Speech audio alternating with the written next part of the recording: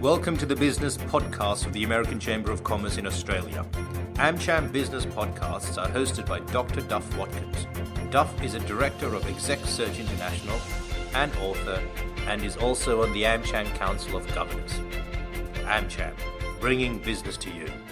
Hello and welcome to the business podcast of the American Chamber of Commerce in Australia, AmCham, bringing business to you. My name is Duff Watkins and I'm your host today. And our guest today is Hugo Llorens, the United States Consul General to Australia. Hugo is a former ambassador of the United States and he is a 33-year veteran of the U.S. Foreign Services. Hugo, you've been all over the world, but today you're here with us, so welcome.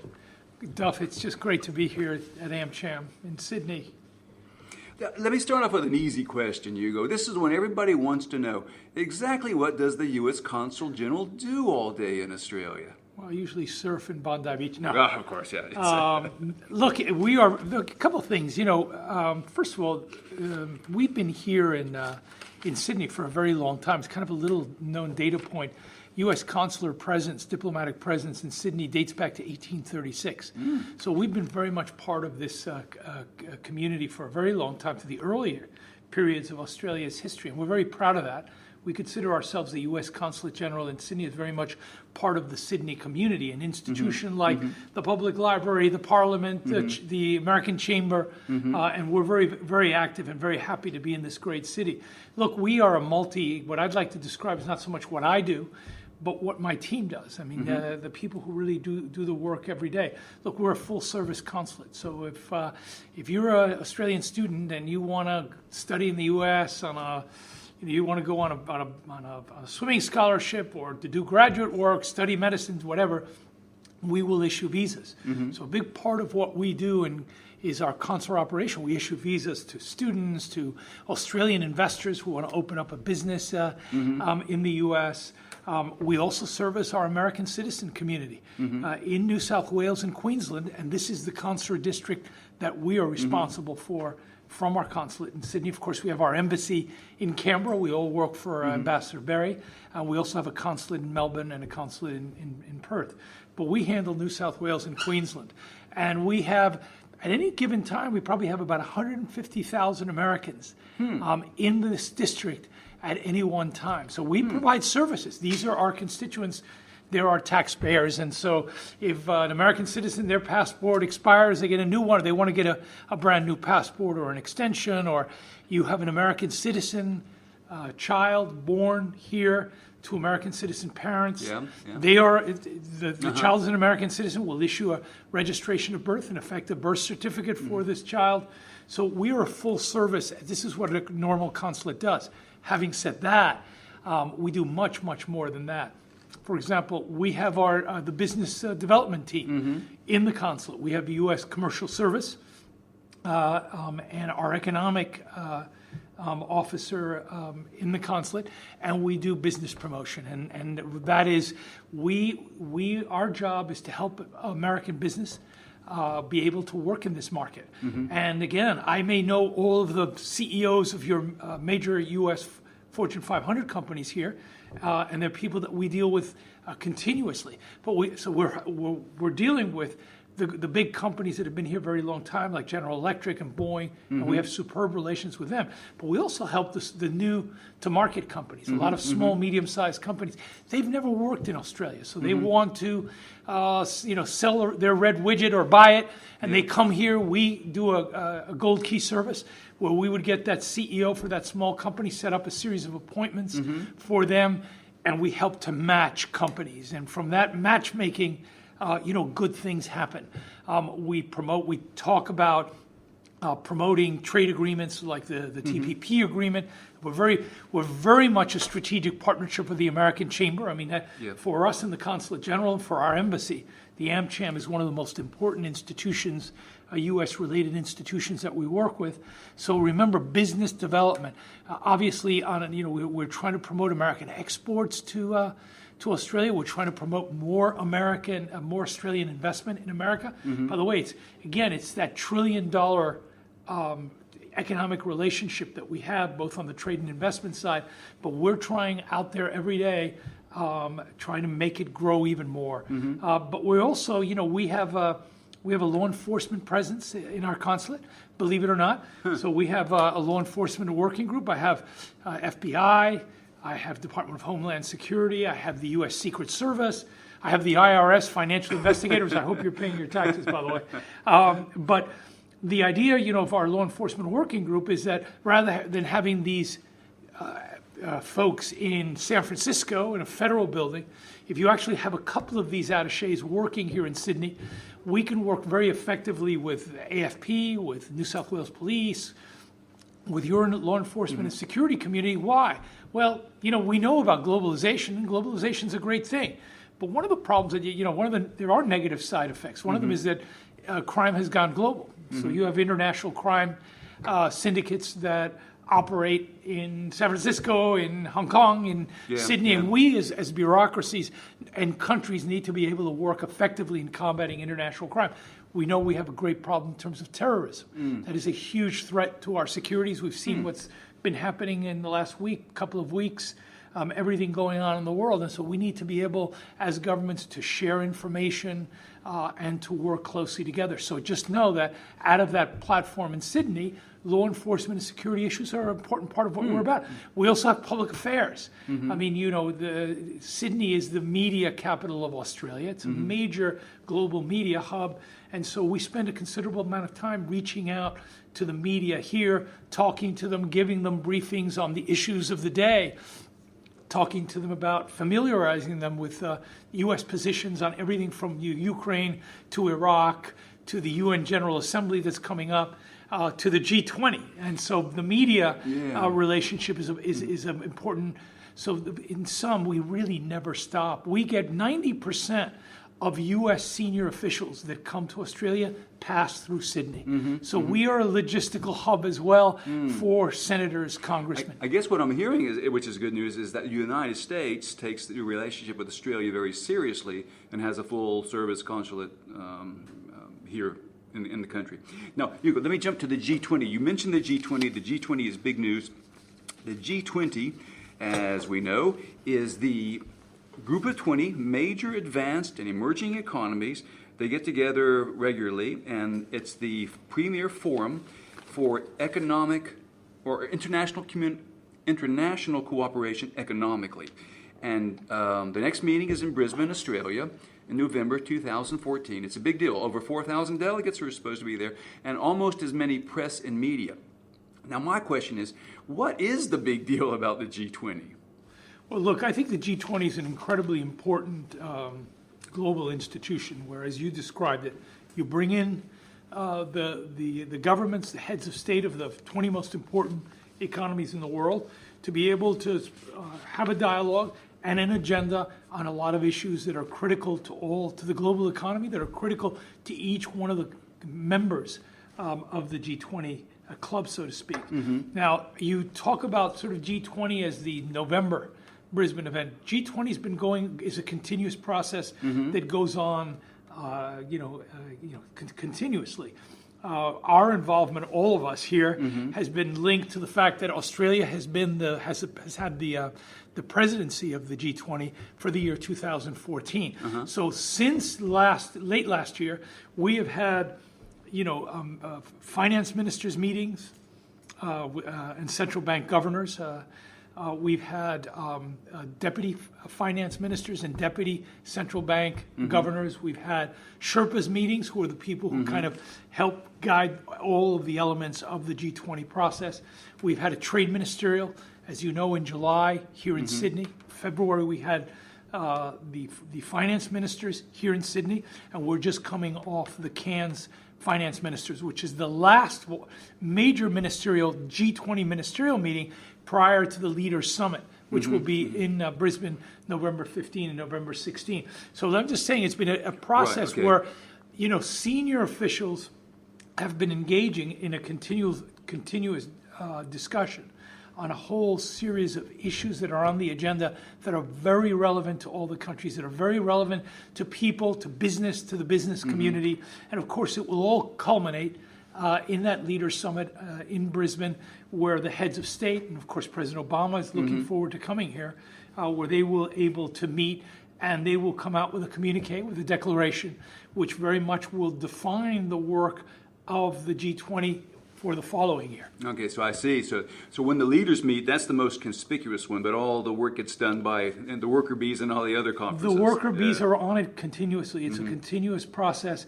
But then you have the declaration, which gives all of the governments kind of their marching orders on a particular set of initiatives. Okay, so what will you be doing as the U.S. consul, you and your team and the embassy staff? What will be the involvement in the G20 here in Australia? Yeah, that's a great question. I mean, remember, we don't make the policy. The policies are made in the capitals. They're made in Washington. They're made by the Australian government in Canberra. But our work very much as diplomats, both in terms of our embassy in Canberra and our consulate in Sydney, is that we help provide the support. So, for example, when we just had Secretary of Treasury Liu, and we had Chair Yellen, our chair of the Federal Reserve Bank of the U.S., we did all the logistics. We reserve the hotels. We get the transportation, establish the motorcades. We organize the security. So we are dealing with Secretary Liu's and Chair Yellen's staff on every aspect of the logistics. We help manage the press, any press interviews they have, any events that they have involving the press. So we're involved in the actual unfolding of the event, making it happen. Making it happen, You really. bet, we make it happen. Yeah. So that keeps us very busy. We arrived, for example, in Cairns a week before, roughly a week before before the secretary and the chair arrived. They arrived in Cairns on Friday, and we were there a week before, again, preparing all of the elements of the schedule, and its implementation. And so, we work, the secretary and the chair's advance arrived around the same time that we did. And we prepared the visit. For when they came, everything went like clockwork. And by the way, a huge amount of the credit goes to the Australian government. They did an amazing job. Cairns, 1,500 miles from Canberra, 1,500 miles from Sydney. People came a long way. It was impeccably handled. The convention center, where they had the ministerial, the Cairns Convention Center for a small city is a very impressive facility, and it was a great event. And of course, the people in Cairns were very supportive. They were very proud that such a major ministerial would be held in their city, and the support from the community was great. Now, speaking of these ministerials, now you yourself have been a delegate to these financial ministerials a couple times. So. What goes on behind those closed doors? What goes on behind the scenes? Go ahead. Name all. Reveal all. You go. Name names. Give me the goss. Yeah, you want to get me into a lot of trouble, right? No. Look, yeah, I was a member of our delegation because I was the senior U.S. official, diplomatic official present in Cairns. So I did, have the opportunity, kind of as a bit of a fly on the wall, listening in on the discussion.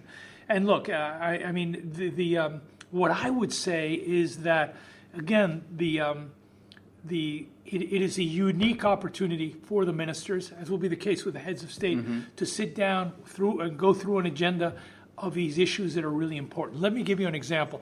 I think the government of Australia has done a great job, not only managing the logistics and serving as a good host for this whole process, but in terms of adding their big touch on the agenda. So as you know, the government of Prime Minister Abbott and Treasurer Hockey have put growth. The idea being that when the G20 was created, the G20 is about policy coordination, so that if you have a financial crisis like we had in 2008, the major economies are in a position to coordinate financial policy, banking policy, monetary policy, and to mitigate the effects of global economic crisis. But I think the Australian contribution was very much saying, look, the best antidote for economic crisis is to ensure that you have sustainable economic growth, that you're creating good jobs, and that the economies are moving forward. So that's been something that Australia has tabled. They talked about all the countries to agree to increasing growth by 2% above the projection of economic growth for the countries over a 5-year period. So the discussion that happened, that's been happening the last year and will culminate with the heads of state, certainly was discussed in this Cairns meeting, is how can you take measures beyond what you're doing now to get a little bit more growth, to provide a little bit more momentum for the global economy. And so there were a lot of discussions. There were something like 900 recommendations that came in from the member countries that are very concrete recommendations on how you can get an even better growth performance in individual economies and collectively. By the way, something that Treasurer Hockey mentioned in the meeting, of those 900 recommendations, 700 are new recommendations.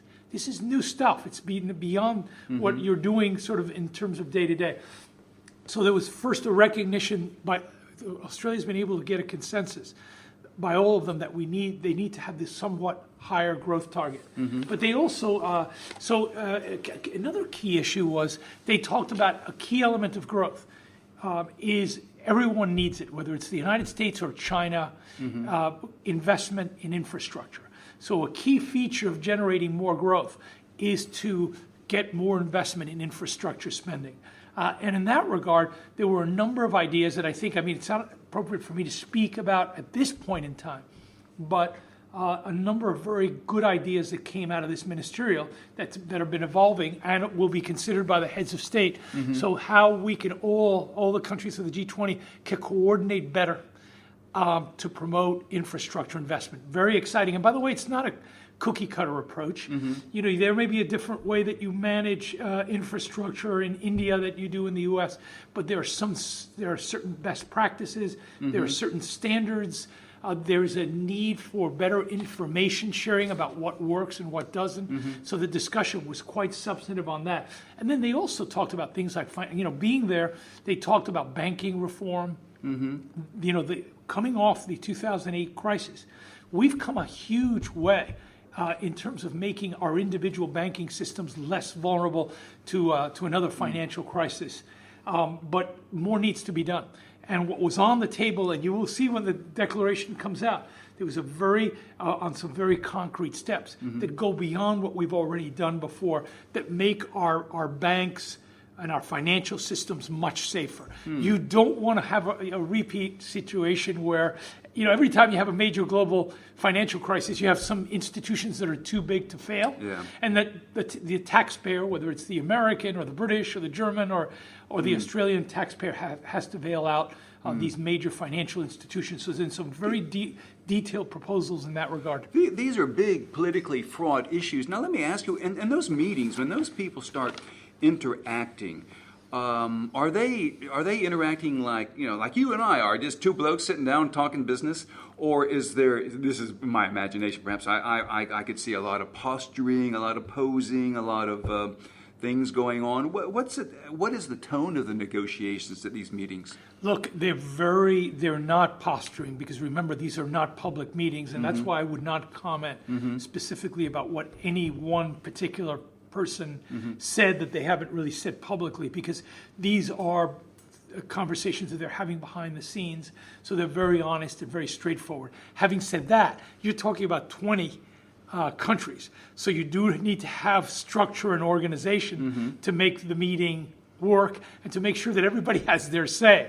So that obviously this was managed by the chair, Minister Hockey, in the case of this ministerial meeting, and was really the chair, and he would call on people, but everyone would have a chance to speak. And so, they would ask, the chair might ask, for example, the U.S. to talk, being the largest economy, to talk a little bit about how the U.S. sees global growth, because it is like the largest economy in the world. But everyone gets a say, and it's a very frank conversation. There's structure, but I think it's pretty frank. Okay, that's encouraging. Okay, the G20, we've heard a lot about it. We're going to be reading a lot more about it. What do you, and you have been a participant in it, and the worker meetings, what is the impact on business in Australia, do you reckon? From what you know, what can you see? Look, again, let's just start with something, what I would say is, the issue of confidence. I mean, that you actually have the leaders of the most important economies in the world who are in constant touch and are really talking about the most important economic issues that relevant to the world. And so if you're a business entity, I would think that if you know that the country's economic teams and the heads of state are actually having a very substantive policy dialogue, I think it helps create confidence that we're heading in the right direction, that we're not fragmented, that it's every man for himself, but that we all recognize that we live in a small planet, and it's very important on the key economic financial issues that we need to work closely together and that we have to have a consensus on the core issues. So I would think it is really relevant. Any actions that are taken that can facilitate infrastructure investment in all of our countries, that can provide an opportunity for Australian companies to invest in Indonesia or Australia or China or the United States, that will facilitate that process, is a great opportunity for everyone's bottom line.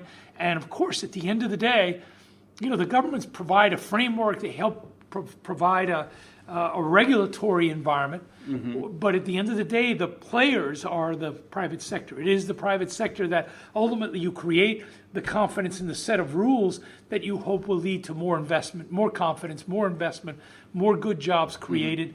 But again, the lion's share, the wealth creation comes out of the private sector. And so when I look at, AmCham, the U.S.-Australian business community, I hope they are not only watching this process, but that they've actually contributed to the process through the B20.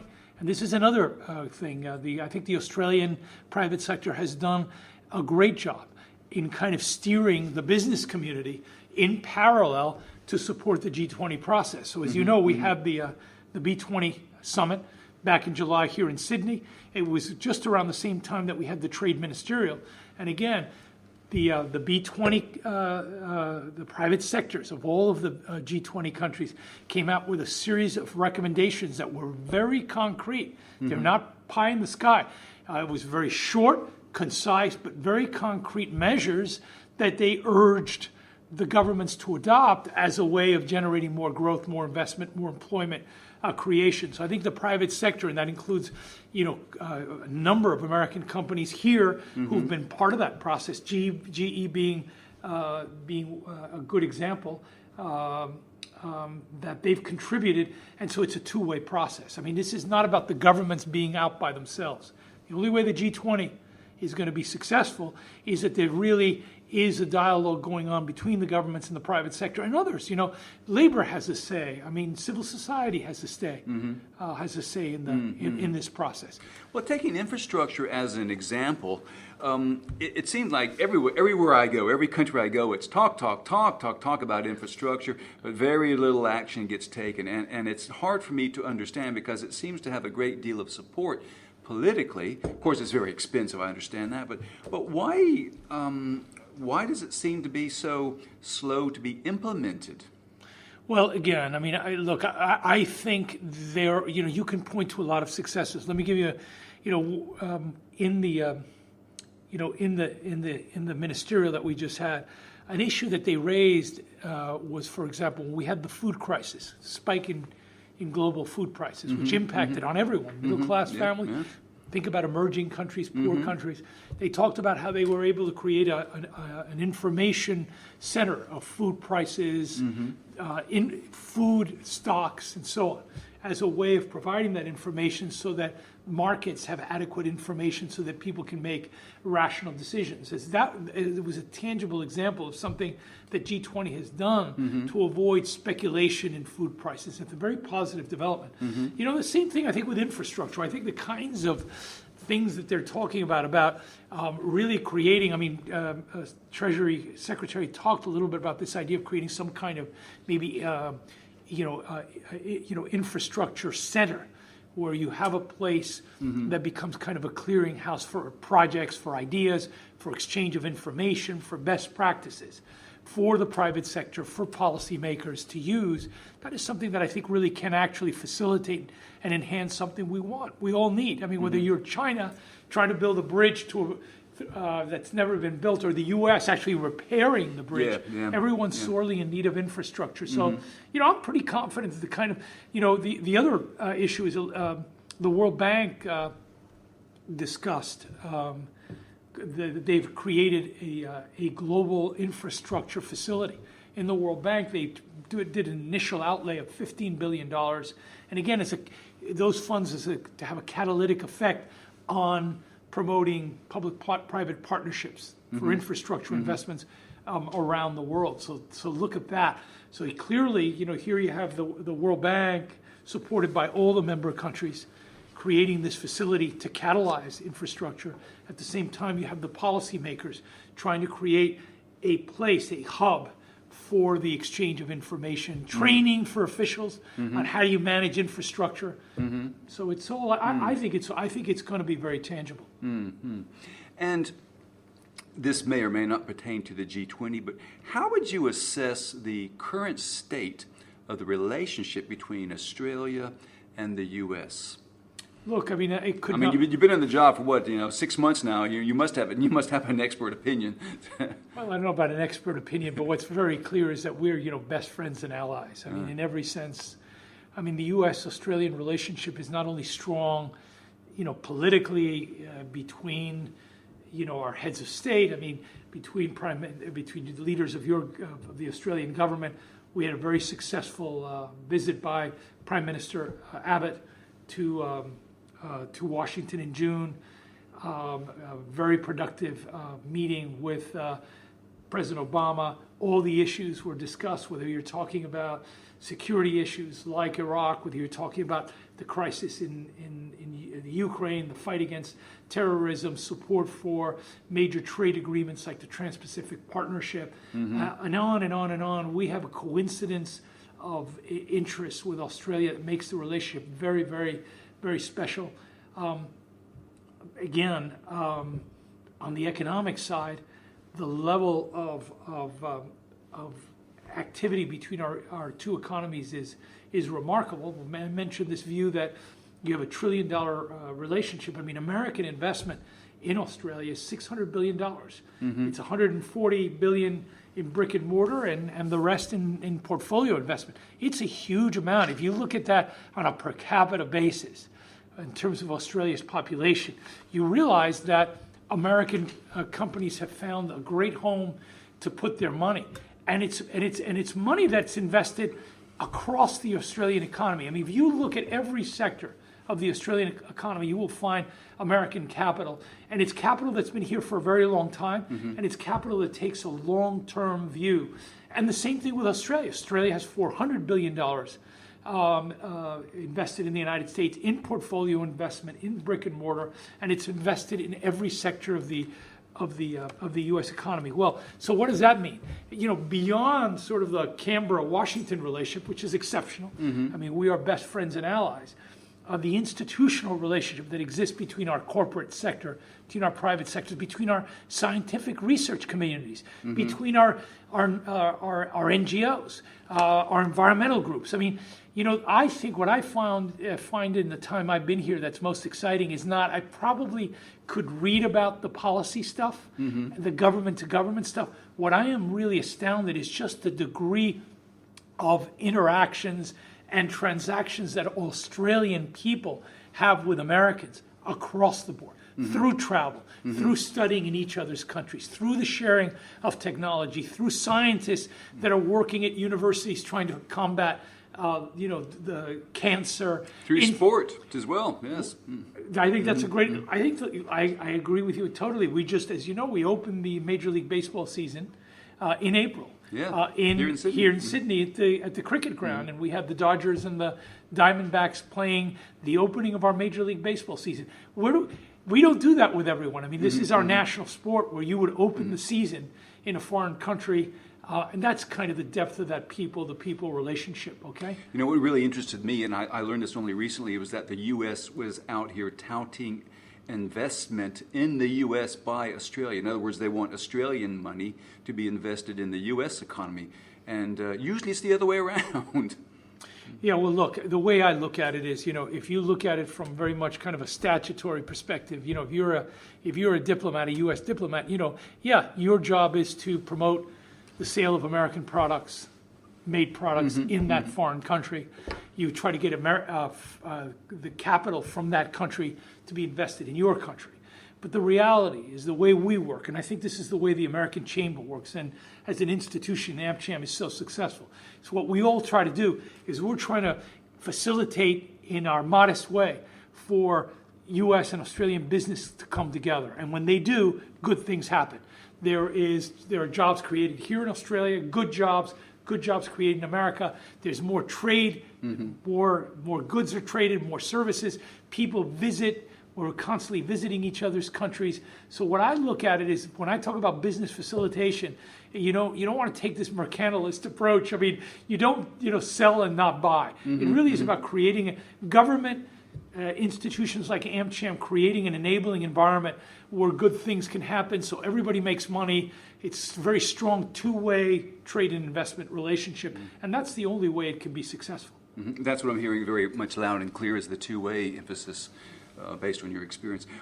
We're almost at the end. Any last thing you would like to, any final word you'd like to give the men and women of Australia who may be listening to this broadcast? Well, the one thing I would say is, I'm coming out of Afghanistan, where I spent 14 months. I was one of our ambassadors there, and I did want to tell everyone that, I had a great opportunity of working with the Australian Embassy in Kabul. They were doing, just amazing work in supporting what the international community was trying to do in terms of helping the Afghan people build a better tomorrow.